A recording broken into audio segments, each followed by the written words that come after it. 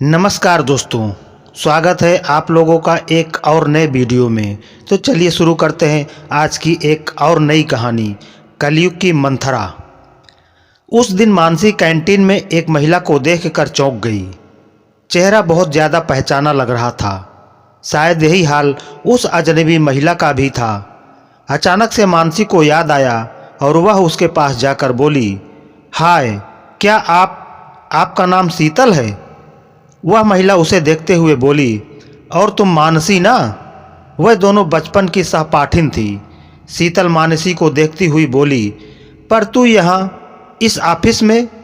तेरे तो बहुत बड़े बड़े ख्वाब थे ना, तू तो IAS बनने का सोचती थी। मानसी थोड़ा सकुचा कर बोली, हाँ, सपनों में और हकीकत में अंतर होता है। पिताजी को बेटियों के हाथ पीले करने की जल्दी थी, तो उन्होंने मेरी पढ़ाई को महत्व ही नहीं दिया। शुक्रगुजार हूँ अपनी सासू माँ की कि उन्होंने शादी के बाद पढ़ने और नौकरी करने की अनुमति दी। अरे अनुमति क्या देना, कमा रही हो तो उनके घर को ही भर रही हो ना, कौन सा खुद के पर्स में रख रही हो? शीतल बालों की पीछे झटकते हुए बोली, नहीं नहीं, मेरी सासू माँ ऐसी नहीं है। वह मेरी कमाई का एक पैसा भी नहीं लेती है।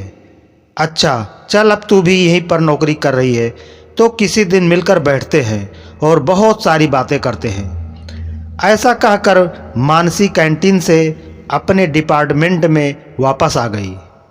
2-3 दिन के बाद एक दिन लंच टाइम में शीतल मानसी को ढूंढती हुई उसके डिपार्टमेंट में आई और बोली, चल ना, कैंटीन में जाकर खाना खाते हैं। शीतल को देखकर मानसी खुश हो गई। बचपन में भले ही वे दोस्त नहीं थे, पर साथ पढ़ने वालों को देखकर उनसे आने वाली अपने शहर, स्कूल, बचपन की सौंधी खुशबू से अपनेपन का एहसास तो होता ही है।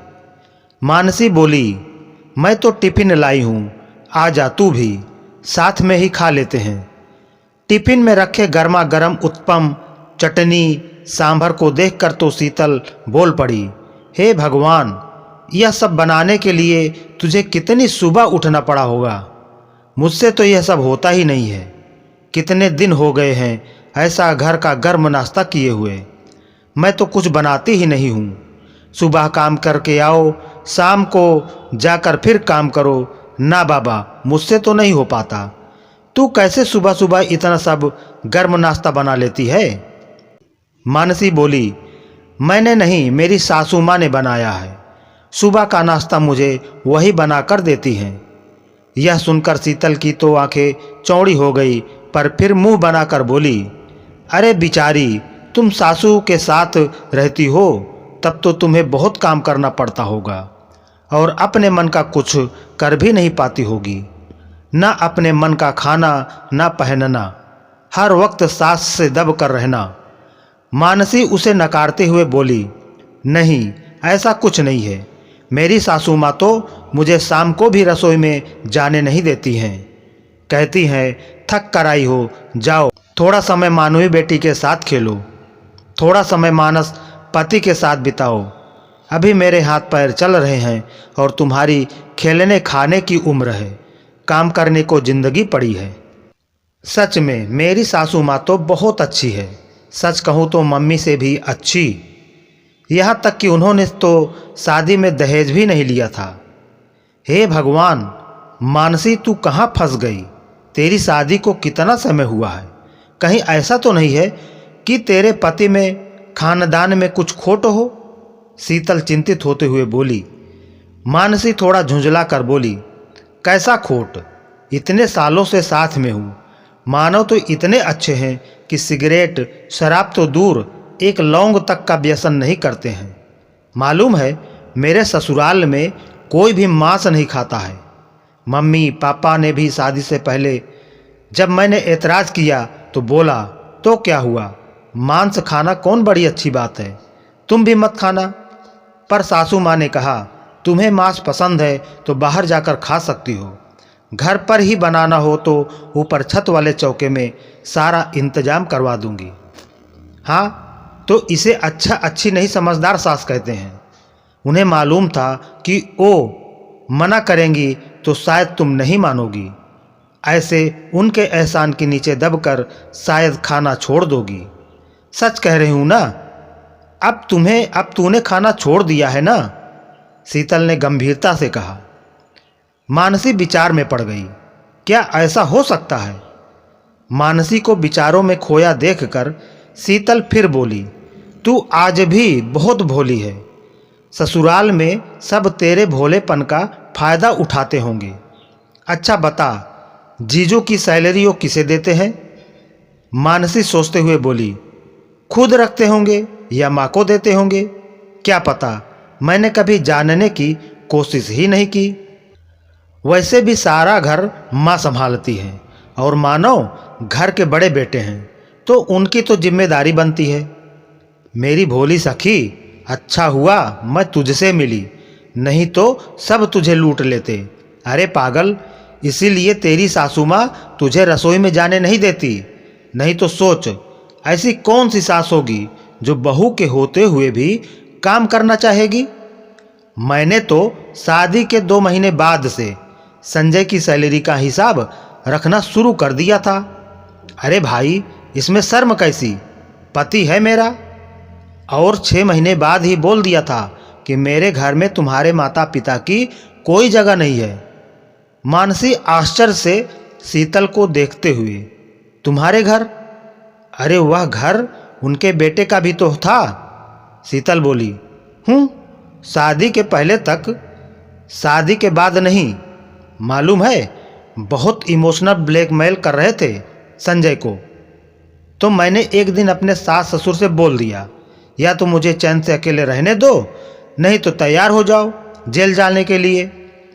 जहां एक बार दहेज उत्पीड़न का केस किया, फिर तुम्हारी और तुम्हारे बेटे की जिंदगी अदालत का चक्कर काटते ही बीतेगी। मानसी ने कुछ आश्चर्य, कुछ अनमने मन से अपना टिफिन खत्म किया। आज उसे टिफिन के खाने में वो अपनेपन, प्यार का स्वाद नहीं आ रहा था, क्योंकि शीतल कटुता का नमक जो मिला गई थी। ऑफिस खत्म होने पर मानसी घर पहुंची तो रोज की तरह सासू माँ ने मुस्कुराकर दरवाज़ा खोलते हुए हालचाल पूछा। आज मानसी को वह मुस्कुराहट बनावटी लग रही थी, पर उसने तुरंत अपने मन में आए नकारात्मक विचारों को झटक दिया। पर आज उसने मानवी को गले से नहीं लगाया, उसकी दिन भर की बातें नहीं सुनी। वह हाथ मुंह धोकर सीधा रसोई में गई। माँ चाय बनाने जा रही थी। मानसी बोली, रहने दीजिए माँ, चाय मैं बनाती हूँ। क्योंकि मानसी के दिमाग में शीतल की बातें गूंज रही थी। एक ही ऑफिस में होने के कारण शीतल अक्सर मानसी से मिलती रहती और हमेशा ससुराल वालों के बारे में उल्टी सीधी बातें कर मानसी के मन को उनके खिलाफ भरने की कोशिश करती, जिसमें कि वो सफल भी हो रही थी। अब मानसी भी सोचने लगी थी कि हाँ, साथ में रहने पर कितना मुश्किल है। सारा पैसा खर्च हो जाता है, सासू माँ पर, उनकी दवाइयों पर, रिश्तेदारों पर। अब जाने अनजाने मानसी की आंखों में एक छोटा सा ख्वाब पलने लगा था, एक छोटे से घर का, जहाँ पर सिर्फ मानसी, मानव और मानवी होंगे और कोई नहीं। पर प्रकृति को उसका यह सपना मंजूर नहीं था, इसलिए आंखों में घर के सपने के साथ साथ उसकी कोख में भी एक सपना पलने लगा था। शीतल की बातों के प्रभाव में आकर मानसी अब बहुत अलग व्यवहार करने लगी थी। वह कई बार दबी जुबान से अलग रहने की बात भी मानव से कर चुकी थी। मानव उसे प्यार से समझाता, पर उसे सबका प्यार दिखावा लगता। सब उसके व्यवहार का परिवर्तन महसूस कर रहे थे, पर सबको लगता कि यह चिड़चिड़ापन उसकी गर्भावस्था के कारण है। एक दिन मानव की माँ मानव से बोली, देख, उसका ऑफिस है, उसे छुट्टी नहीं मिल सकती, नहीं तो मैं उसे मन बदलने के लिए मायके भेज देती। मानव बोला, हाँ माँ, आप ठीक कह रही हो, वह बहुत चिड़चिड़ी हो गई है। मैं उसके ऑफिस में बात करूं क्या? नहीं बेटा, यह निर्णय उसको ही लेने दो। अगर वह अभी छुट्टी ले लेगी तो बाद में ऐसा करते हैं, उसके मम्मी पापा या बहन को कुछ दिनों के लिए यहाँ बुला लेते हैं, शायद उसे अच्छा लगे। हाँ माँ, ये भी ठीक रहेगा, मैं अभी मम्मी जी से बात करता हूँ। कुछ दिन बाद मानसी के मम्मी पापा तो नहीं आ पाए, पर छोटी बहन तापसी आ गई। अब दोनों बहनें आपस में गप्पे मारती, कभी कभी सासू माँ भी उनके ठहाकों में सम्मिलित हो जाती। एक दिन तापसी बोली, मानना पड़ेगा दीदी, तुम बहुत भाग्यशाली हो जो इतनी अच्छी सासू माँ मिली है। मानसी मुंह बनाकर बोली, तू भी ना इनके बहकावे में आ गई, कोई अच्छी वच्छी नहीं है, सब नाटक है, बेटे को काबू में करके रखने के लिए। इसीलिए तो दहेज नहीं लिया कि बहू एहसान तले दबी रहे। इतना कहकर मानसी तो वहाँ से हट गई, पर तापसी सोचने लगी, इतने सालों से सासू माँ की, ससुराल की, जीजू की इतनी तारीफें करने वाली मेरी दीदी को यह क्या हो गया। यह सारी बातें जो उसने कही वह उसकी नहीं लगती है। तापसी ने मन में कुछ सोचा। वह छोटी जरूर थी पर समझदार चालाक थी। उसने सोचा, अभी अगर वह मानसी को कुछ समझाने गई तो मानसी उसे भी अपना दुश्मन समझ बैठेगी। पहले पता लगाना पड़ेगा कि मानसी को ससुराल वालों के खिलाफ भड़का कौन रहा है। रात को जब तीनों मतलब मानसी, तापसी और मानवी सोने जा रहे थे, हाँ भाई, साली साहिबा आई हैं तो मानो दूसरे कमरे में सोता है, तो मानवी के कहानी सुनाने की जिद पर तापसी बोली, चलो आज मैं तुम्हें कहानी सुनाती हूँ। फिर मानसी को देखते हुए पूछा, दीदू, क्या आपने मानवी को वो धान और सत्तू वाली कहानी सुनाई है जो हमें मासी सुनाती थी? मानसी किंचित रोष से बोली, मैंने कोई कहानी नहीं सुनाई, ये तो इसकी दादी ने ही कहानी सुना सुना कर इसकी आदतें खराब की हैं। तापसी बहुत कुछ कहना चाहती थी पर चुप रह गई। गर्म तवे पर पानी डालने से फायदा नहीं, पहले आग बुझानी पड़ेगी। वो मानवी को अपनी तरफ खींचकर बाहों में समेटकर कहानी सुनाने लगी। मालूम है गुड़िया, बहुत समय पहले की बात है, तब ना तो यातायात के साधन थे, ना ही आजकल की तरह दुकानें और होटल। तब लोग पैदल ही यात्रा करते थे, क्योंकि घोड़ा आदि जानवर भी सिर्फ अमीरों के पास होते थे। तो लोग यात्रा पर जाते समय थोड़ा खाना या दूर की यात्रा के लिए सत्तू बांध लेते थे। मासी, सत्तू मुझे बहुत अच्छा लगता है, दादी गुड़ में घोल कर देती हैं आम के अचार के साथ। मानवी सत्तू की मिठास में खो गई। हाँ गुड़िया, सत्तू नमक के साथ भी खा सकते हैं और गुड़ के साथ भी, और यह पौष्टिक भी होता है और बनाना भी आसान होता है ना मासी? तापसी ने मानवी को चूमते हुए कहा, अरे वाह, मेरी गुड़िया तो बहुत समझदार है। हाँ, तो ऐसे ही किसी सफ़र पर दो मुसाफिर एक कुएं पर मिले। एक के पास सत्तू था, एक के पास धान। मासी, धान मतलब जिसको कूट कर चावल निकालते हैं वह? मानवी आंखें बड़ी करते हुए बोली। तापसी बोली, हाँ वही मेरी गुड़िया।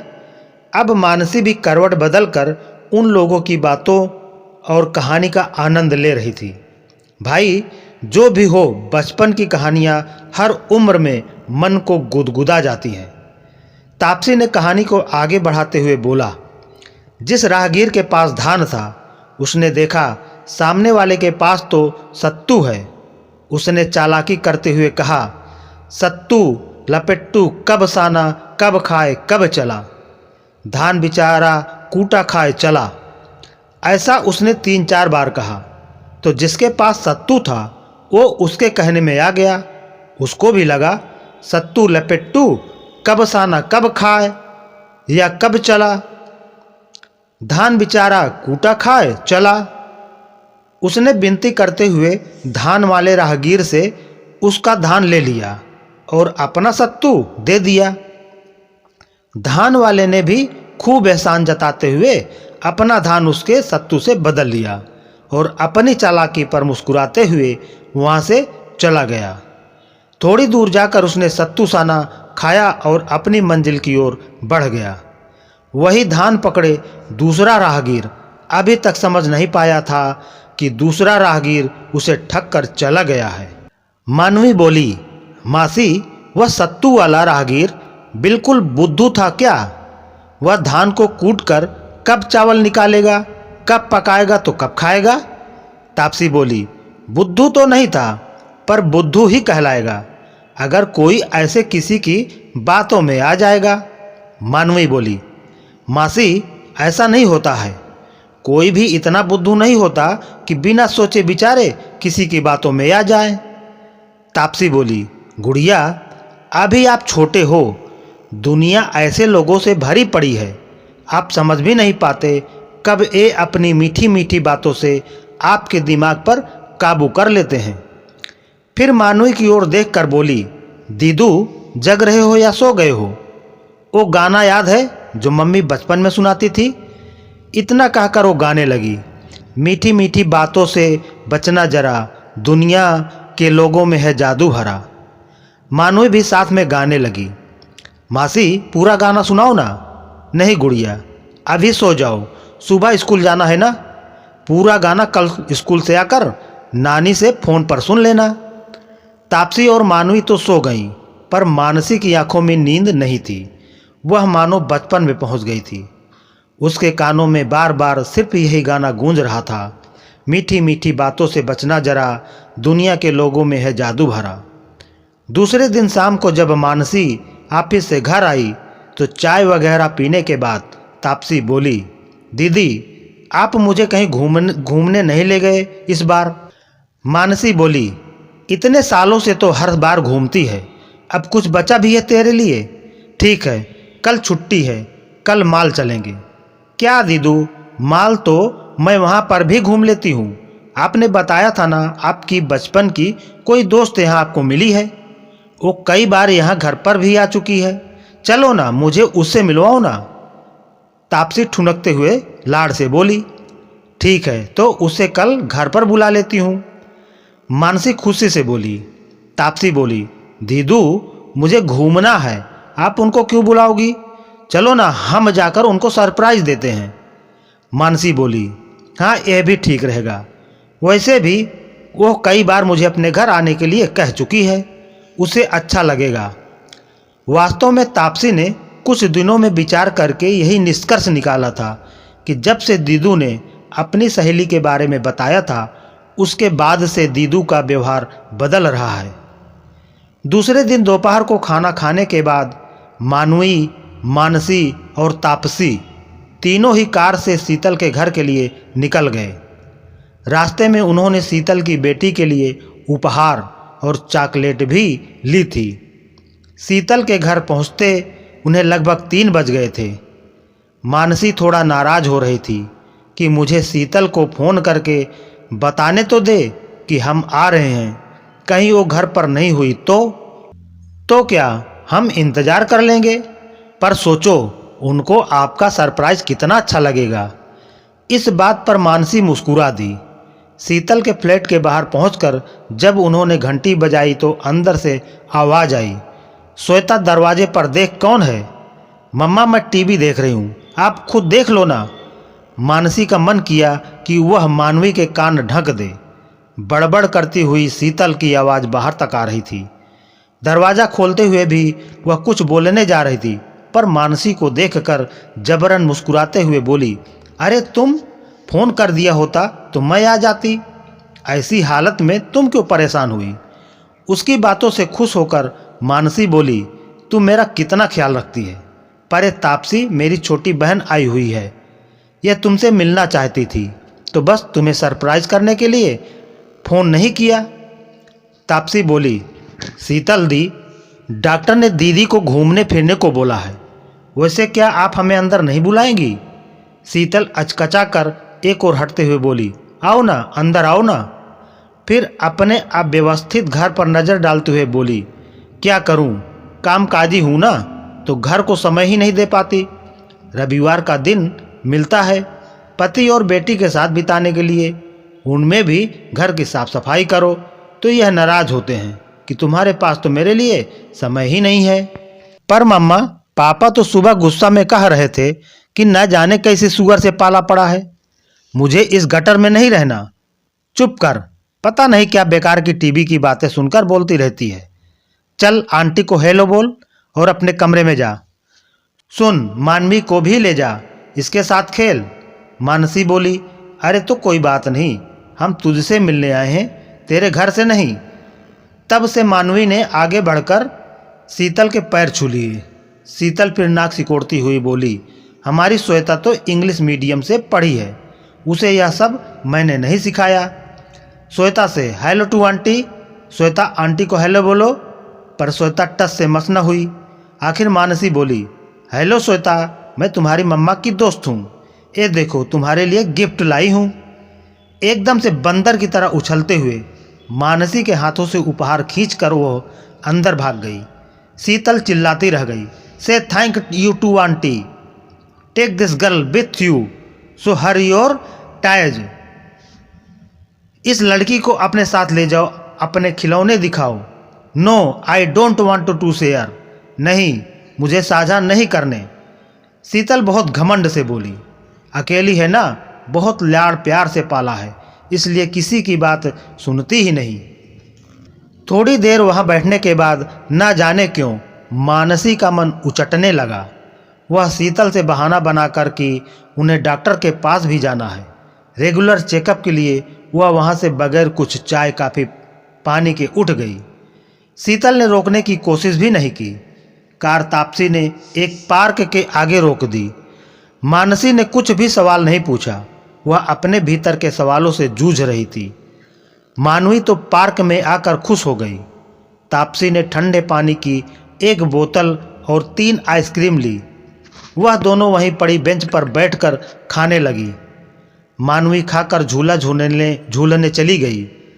मानसी ने दूर क्षितिज को देखते हुए बोला, तू जानबूझकर मुझे शीतल के घर ले गई थी ना? तापसी आइसक्रीम खाते हुए हैरानी से उसे देखते हुए बोली, हाँ तो मैं ही तो आपको आने के लिए बोली थी। क्या हुआ, क्या आपको उनके घर आना अच्छा नहीं लगा? नहीं, मानसी सिर हिलाते हुए बोली। शीतल ने मुझे जो तस्वीर दिखाई थी अकेले घर की, मौज मस्ती की, वह तस्वीर इस घर से बिल्कुल अलग है। दीदू, यह आपकी दोस्त नहीं, कलयुग की मंथरा है। यह न इतनी महीन काटते हैं कि सामने वाला संभल भी नहीं पाता। अभी कैसे वो रोना रो रही थी अकेले रहने का और सारा काम खुद न कर पाने का, और कैसे आपको सिखाना शुरू कर दिया था कि संयुक्त परिवार में कितनी मुश्किलें हैं। हाँ तापसी, मैं उसके बहकावे में आ गई थी। यह मेरा घर, जहाँ मेरी सासू माँ ने मुझे राजकुमारी का दर्जा दिया।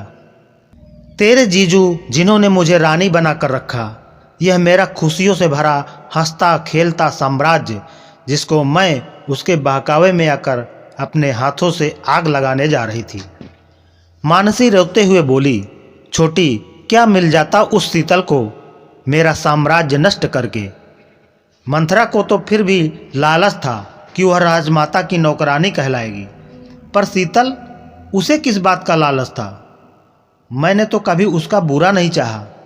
भगवान का शुक्र है कि तू आ गई और तूने मुझे उसके चंगुल से निकाल लिया। दीदू, मैंने कुछ नहीं किया, आपको खुद से इस बात का एहसास हुआ, और अब वचन दो, अब किसी की मीठी बनावटी बातों में नहीं आओगी। थोड़ी देर बाद मानसी अपनी सासू माँ के गले से लग कर रो रही थी। उसने सारी बातें अपनी सासू माँ को बता दी थी। मानसी ने मानो से भी अपने व्यवहार के लिए क्षमा मांगी। वह रोते हुए उन दोनों से बोली, अब आप दोनों मुझसे उतना प्यार नहीं करोगे ना?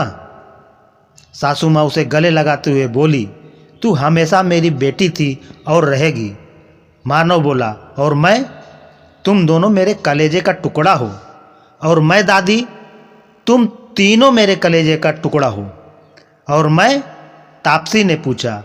तू तो परी है जिसने एक दुष्ट चुड़ैल के हाथों से मेरी खुशियों का साम्राज्य उजड़ने से बचा लिया। आपके आसपास भी यह मंथराएं होंगी।